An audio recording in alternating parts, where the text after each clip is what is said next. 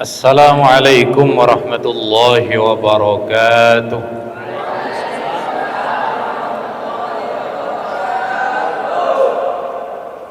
Yang hadir banyak, tapi yang jawab salam cuma yang bagian depan. Saya ulangi, yang menjawab salam semoga bisa lulus tepat waktu.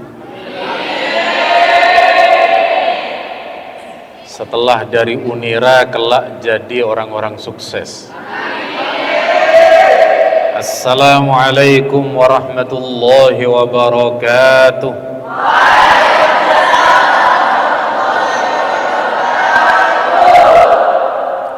Alhamdulillah wassalatu wassalamu ala Rasulillah Sayyidina Muhammad ibn Abdillah wa ala alihi wa sahbihi wa mawalah ma ba'du. Hadratal mukarramin wal mukarramat yang sangat saya muliakan, para pimpinan di Unira, Pak Rektor dan jajarannya, para dosen, dekan, juga seluruh mahasiswa mahasiswi. Alhamdulillah, saya sebetulnya sama dari Desa Ganjaran, sebelah timurnya Kepanjen. Saya kebetulan temannya Gus Fadil, juga masih kerabat dengan Pak dosen Ustadz Salim.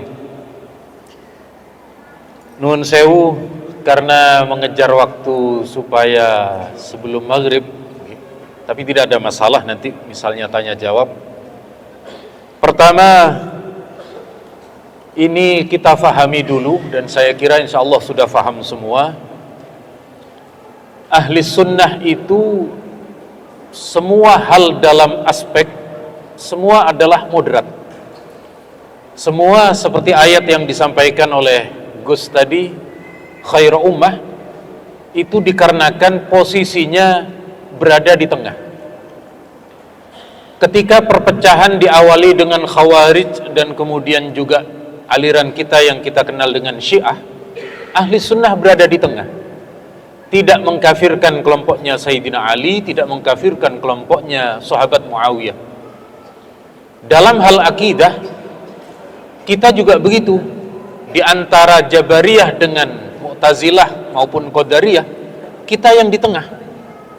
Maka dalam semua aspek itu, dalam semua aspek kita berada dalam kondisi khairu ummah, dalam kondisi yang terbaik, dalam kondisi terbaik. Maka ini yang perlu kita tanamkan, yang perlu kita ini yang terbaik kok. Mulai dari awal sampai kemudian hari ini, jalur kita jelas, jalur wasatiyah, jalur tawassut, jalur posisi yang paling baik. Kemudian perjalanan umat Islam ini tidak lepas dari kelompok yang tekstualis maupun sekuler, kebablasan. Kita lagi-lagi berada di tengah, itu yang terbaik. Apa? Bermadhab. Jadi kunci yang paling membedakan kita sebagai khairu ummah yang berjalan ribuan tahun itu adalah tamadhub, bermadhab. Akidahnya sudah jelas. Akidahnya kita Imam Asy'ari Maturidi. Masih ingat napa boten Allah wujud kidam bako? Monggo sareng-sareng. Allah wujud kidam bako, mukhalafatu lil hawa, qiyamuhu binafsihi, wahdaniyah qudrah.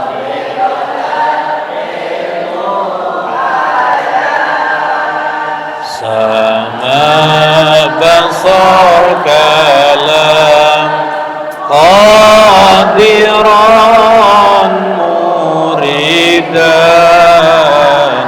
aliman sami'an basiran. Sekali lagi, kita berada posisi akidah maupun fikih maupun tasawuf mengikuti sistem bermadhab, itu yang terbaik. mulai dari zamannya para imam-imam kita di seluruh dunia, mulai dari Maroko sampai Merauke, mulai dari Madinah sampai Madura, mayoritas umat Islam sekali lagi bermadhab. Ini mumpung kita Madura ya kita sebut. Biasanya kalau di Jawa saya tidak nyebut Madura, antara Madinah dan Madiun begitu, yang lebih cocok. Cuma karena kita berada di tanah Madura, kita ubah Madiun menjadi Madura. Kemudian ini khairul ummah saya kira sudah jelas, diawali dengan kejujuran, kemudian menepati janji, kemudian adalah yakni keadilan, ta'awun saling tolong menolong, kemudian istiqomah konsistensi. Ini yang kemudian nilai-nilainya. Cuma kulo kali panjenengan tadi posisinya sudah posisi khairul ummah, ini nilai-nilainya. Cuma kulo kali panjenengan setelah sekian tahun ini kita itu dibombardir dengan seolah kehilangan kepercayaan diri. Kita mau beramal begini dituduh bid'ah, kita mau melakukan ini dituduh syirik. Akhirnya pondasi kita ini hilang sekarang ini. Makanya saya sangat senang ketika panjenengan dari Unira kita saling silaturahim untuk kemudian saling menguatkan ini. Saya ulangi berkali-kali, posisi kita sudah tepat berada dalam khairul ummah, nilai-nilainya pun juga sudah bagus. Maka supaya nanti kita memperkuat, monggo kula kali panjenengan salawatan dulu. Tawassalna bi bismillah.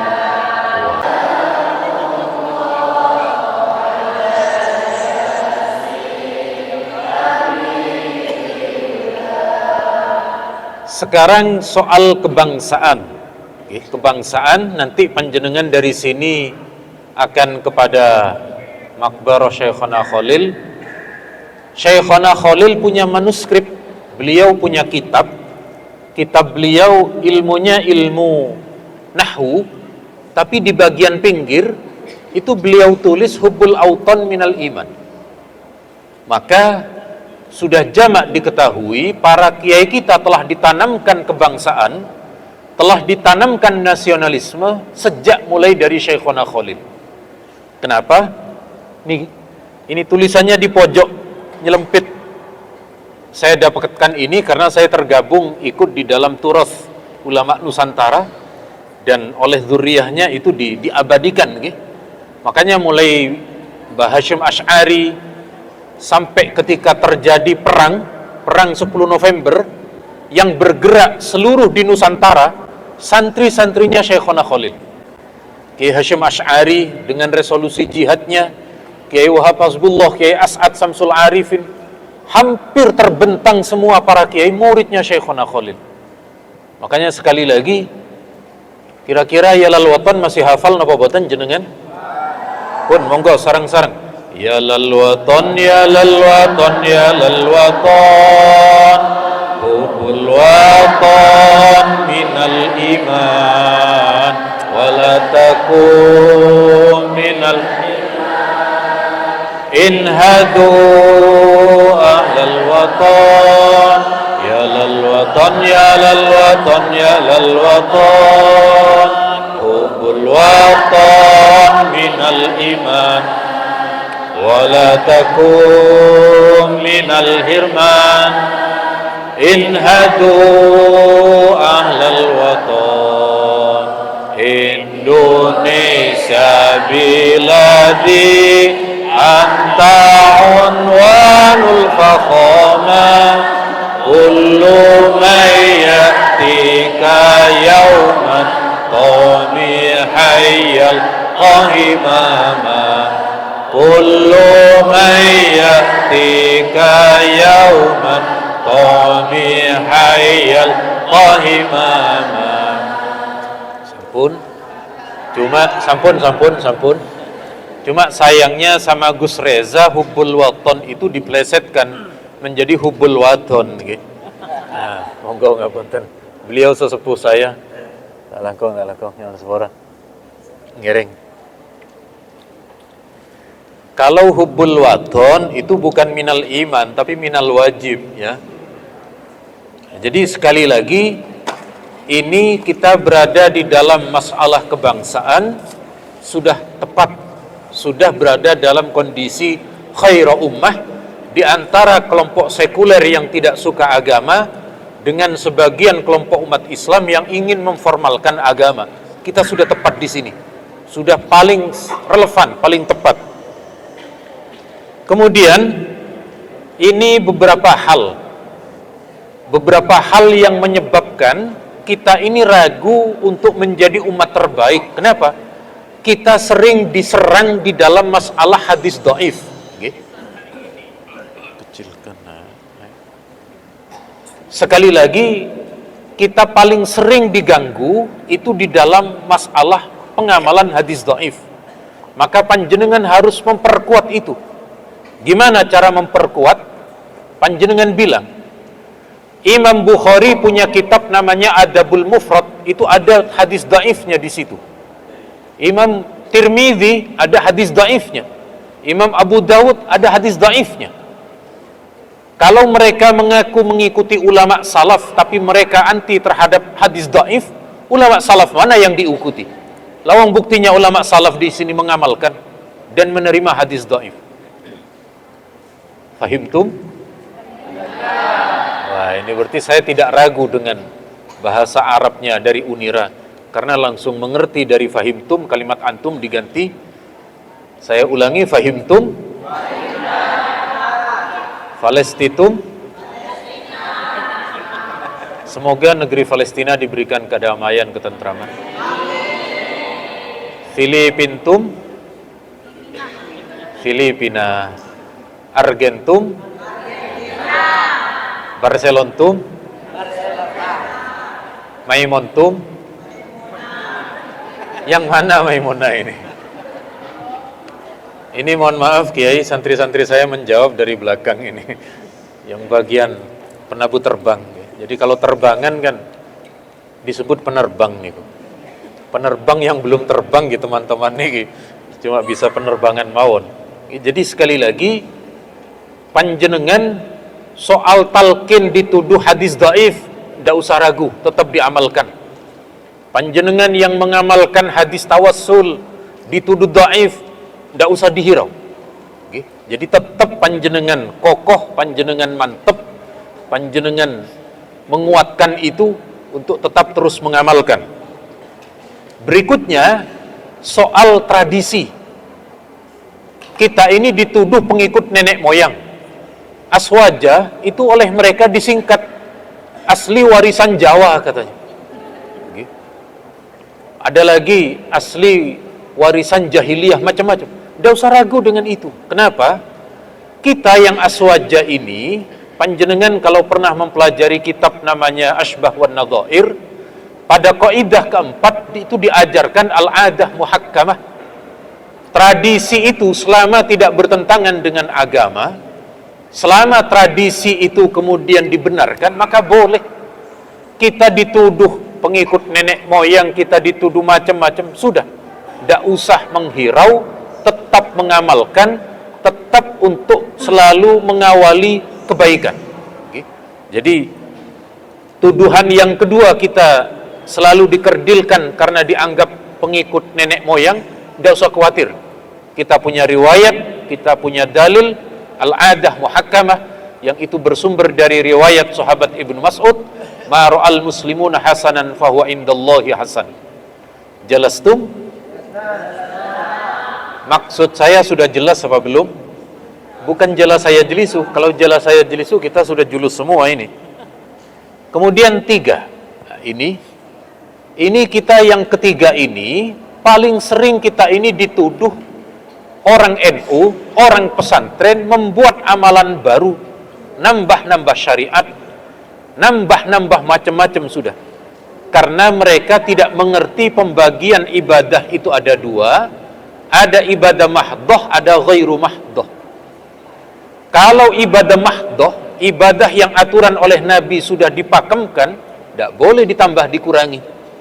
Tidak ada ceritanya orang NU karena semangat sholat subuh kemudian jadi 4 rakaat. Tidak ada ceritanya. Tidak ada ceritanya kita ketika sholat maghrib karena mungkin sudah minum extra jos, minum kerating deng, lalu maghribnya jadi 5 rakaat. Tidak ada. Kalau yang ditambah itu namanya ibadah ghairu mahdhah. Apa ghairu mahdhah itu? Perintahnya ada, tetapi aturan pelaksanaannya oleh Nabi tidak dibakukan. Contohnya solawatan. Solawatan ada, ya ayyuhalladzina amanu sallu alaihi wa sallimu taslima. Tapi redaksinya oleh Nabi tidak dibakukan dan tidak ditentukan. Tahu hafal solawat tibbil qulub? Monggo bareng-bareng. Allahumma salli ala sayyidina Muhammadin tibbil qulubi wa dawaiha wa afiyatil abdani wa nuril absari wa diyaiha wa ala alihi wa sahbihi wa sallim. Kalau mereka menuduh salawat nariyah tidak boleh, salawat munjiat tidak boleh, karena itu bukan datang dari Nabi, jenengan tunjukkan ini. Ternyata sahabat Ibnu Mas'ud, beliau punya merangkai salawat sendiri. Ternyata Imam Syafi'i punya redaksi salawat sendiri. Dan ternyata tidak apa-apa. Ternyata diperbolehkan. Kenapa? Karena itu ibadah ghairu mahdhah. Sekali lagi, kita hari ini mau menjadi umat yang terbaik itu masih keserimpet dengan saudara sendiri. Keserimpet niku napa, Pak? Bahasa Indonesianya. Kata Maduranya tekae niku. Bahasa Indonesia ini nopo? Terhalang oleh saudara sendiri. Yang kita begini dituduh bid'ah, yang kita begini selalu disalahkan. Akhirnya kita merasa kurang pede. Makanya sekali lagi melalui penguatan dalil ahli sunnah wal jamaah meniko, kulo kali panjenengan ndak usah ngereken ini. Tetap tadi nilai-nilai umatan wasaton tadi, sekaligus kondisi real kulo kali panjenengan dari dulu sampai sekarang sebagai khairu ummah tetap terus berjalan. Tidak usah khawatir panjenengan yang tidak membawa catatan, nanti slide-nya saya kirimkan ke Pak Salim gitu. Sebab saya selalu kalau mengaji itu selalu ada berbasis data, berbasis referensi yang valid, okay? Sebab sekali lagi saya posisi berada di hujjah aswaja. Kalau saya hujjahnya rapuh, jadi santapan dari kelompok mereka. Dan saya alhamdulillah salah satu tim pakar di Aswaja Center yang jarang diserang oleh kelompok luar karena validitas data kami, okay? Karena keakuratan dalil dari para ulama kita. Nah, kalau mereka sering mengatakan kullu bid'atin dolalah, Nabi tidak memerintah maka tidak boleh. Di zaman Nabi tidak ada maka tinggalkan. Jenengan balik pakai ayat ini. Ayat ini yang kita amalkan misalnya. Mulai dari mengantar jenazah dengan la ilaha illallah, ada tingkepan, ada manakipan, ada macam-macam. Lalu mereka menuduh bid'ah. Panjenengan cukup melawan dengan satu ayat ini, Al-Hasyr ayat ke-7. Wa ma atakumur rasulu fakhudhu. Apa yang dibawa oleh Nabi kita maka kita amalkan. Wa ma nahakum anhu fantahu. Apa yang dilarang oleh Nabi maka kamu tinggalkan. Kalau kita dilarang tahlilan, jenengan tinggal tanya, mana dalil yang melarang tahlilan? Sampai kiamat tidak akan nemu yang mereka tuduhkan itu. Lalu itu kan Nabi menyatakan yang tidak ada maka tidak boleh, jenengan sampaikan. Itu hadisnya. Ini lebih di atasnya lagi ayatnya. Ayatnya yang harus kita tinggalkan kalau Nabi melarang. bukan kalau Nabi tidak melakukan. Ayatnya itu bukan wa ma tarakahu, bukan. Juga bukan wa ma lam yaf'alhu, bukan. Tapi wa ma nahakum, apa yang dilarang. Istighosah, doa bersama, mana dalil yang melarang? Kalau ada dalil yang melarang, kita tinggalkan. Jadi sekali lagi, kulo kali panjenengan, saya ulangi berkali-kali secara terus menerus, bahwa apa yang kemudian kita amalkan ini dalam khairu ummah sudah tepat, dalilnya masing-masing juga sudah ada, maka kemudian kulo kali panjenengan tidak perlu ragu sedikit pun. Sampun jangkep nopo dereng niki untuk doa mangke Kiai Salim